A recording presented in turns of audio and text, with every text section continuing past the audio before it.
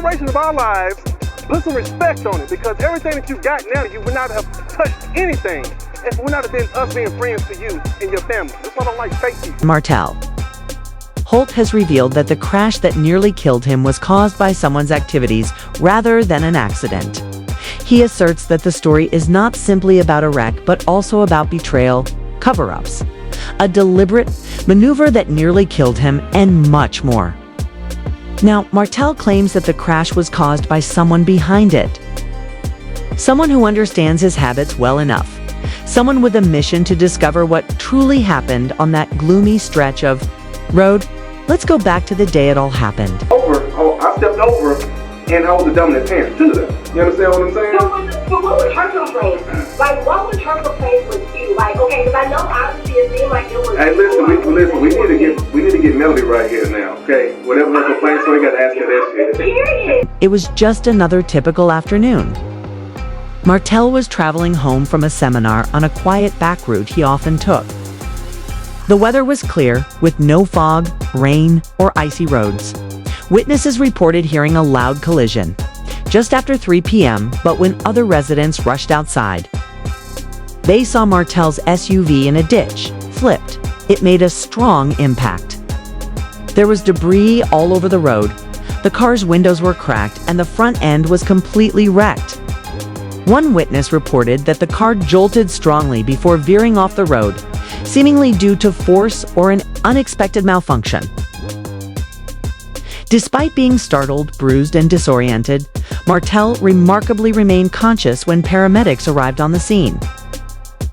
His arms and face were injured by the broken glass, and his leg was pinned for minutes before rescuers freed him.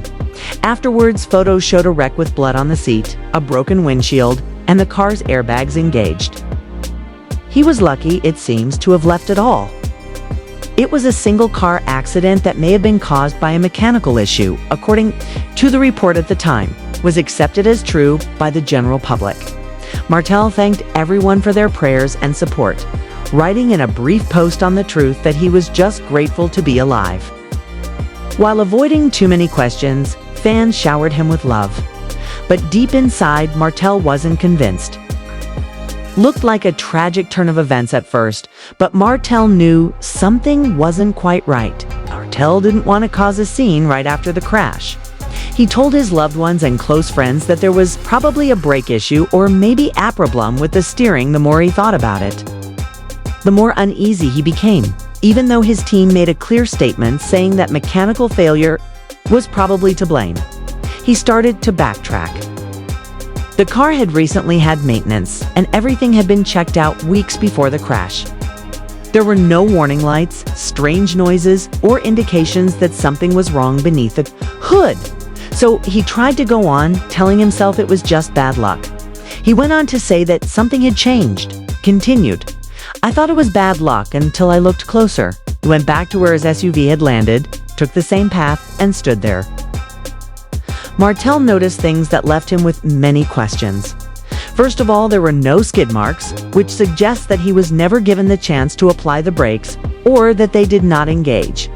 To exploit them, in addition, he found a disturbing cut in the tire that had never been there before. He was told that the tire may have been cut by a sharp object when it was examined. Then the doubt became suspicion, and he started revisiting the day in his mind.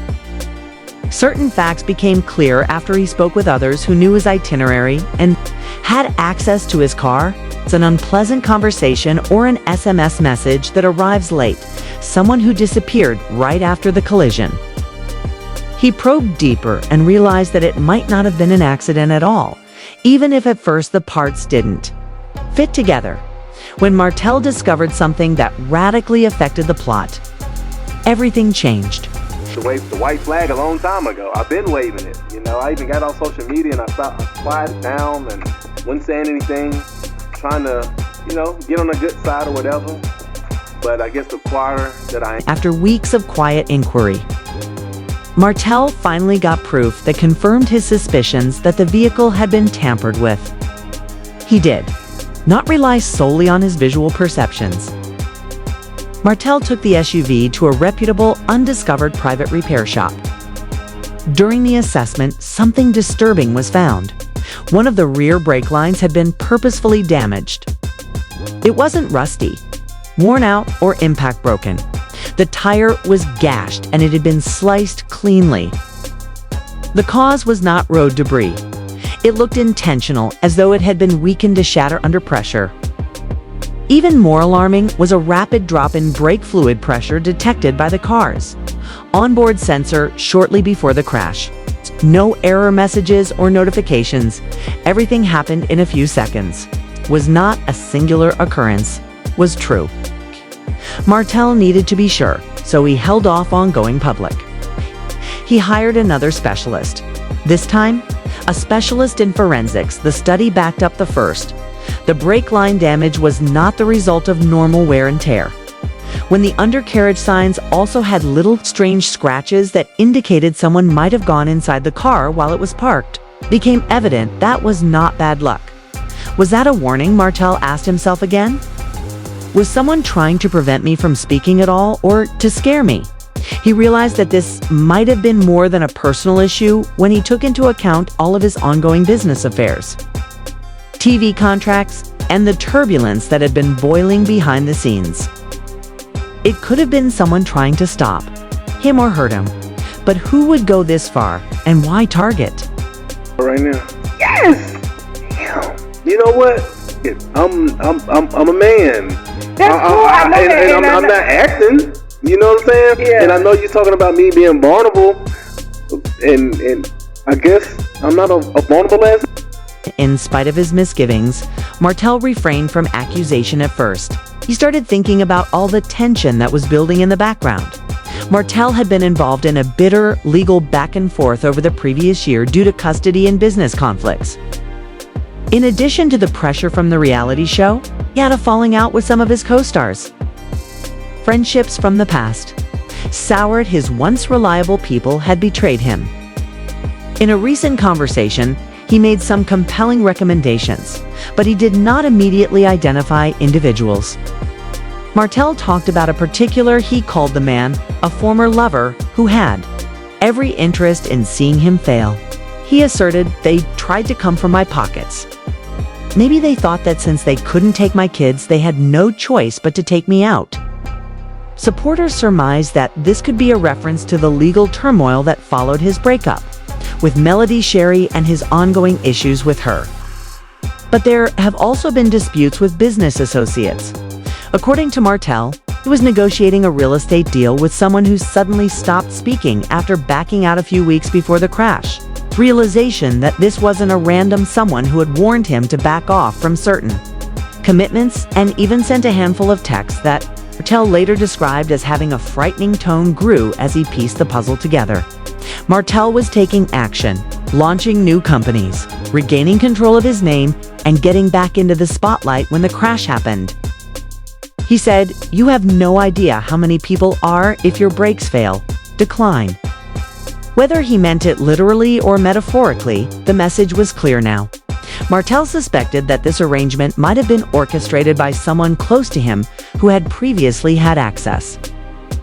His latest interviews suggest that he is still looking into the situation even though he hasn't yet launched a lawsuit. Furthermore, the crash was only the beginning of the emotional destruction that Martell was still experiencing as a result of this treachery. Take that this narrative is going around and, bloggers picking things up and, certain people trying to destroy me. But it's not going to happen, though. I'm not going to allow it to happen. The crash did more than simply shake Martell physically. Has a greater negative impact on his relationships and mental health. He claimed that after the experience, he couldn't sleep through the night without bouncing at every sound. Paranoia started to set in. He started interrogating people. Even those closest to him felt estranged. In an instant, his circle grew smaller. Due to his mental problems, Martell continued reliving the event and the sounds, that feelings of helplessness and fear when driving. He felt that merely surviving was not as crucial as not knowing why it happened. That kind of mental tension accompanied him everywhere. Martell went on to say, "The crash didn't just break metal," which sums up the circumstance as well. "It ruined were indestructible." But even in his darkest hours, Martell discovered a startling new purpose and the will to fight. As Martell slowly recovered crash as a turning point, he had to pause and reflect because he had been surrounded by people who weren't really on his side and loud distractions. He started to adjust. He prioritized his children's time first. School is where family dinners are hosted. Peaceful weekends, he now cherished moments that had been lost in his day-to-day work. Additionally, he broke off relationships with those he believed to be energy drainers. Martell implied in a professional manner that he was moving to a new direction. He withdrew from relationships and declared his intention to launch a project focused on mental wellness and recovery, particularly for guys who feel under pressure, to remain composed. He says his personal near-death experience prompted him to undertake this project. Additionally, he discussed forgiveness, not forgetting, but releasing the weight of revenge. "I can't hold hate and healing in the same hand," expressed Martell. "One of them has to go." And because of that technique, his view of the entire incident has changed. Martell has one last message for the person he believes started it all before this chapter ends. Might because it almost killed him, but because it woke him up. "Instead of breaking me, you gave me a purpose. You expected me to remain silent," Martell said, looking directly into the camera. "Now that I'm stronger, I can see everything with ease." That retaliation is not as essential as justice, honesty, and making sure that this doesn't happen to anyone else. Nevertheless, kindly express your thoughts about who you think was at fault and why in the comments section below. I'll see you all at the next.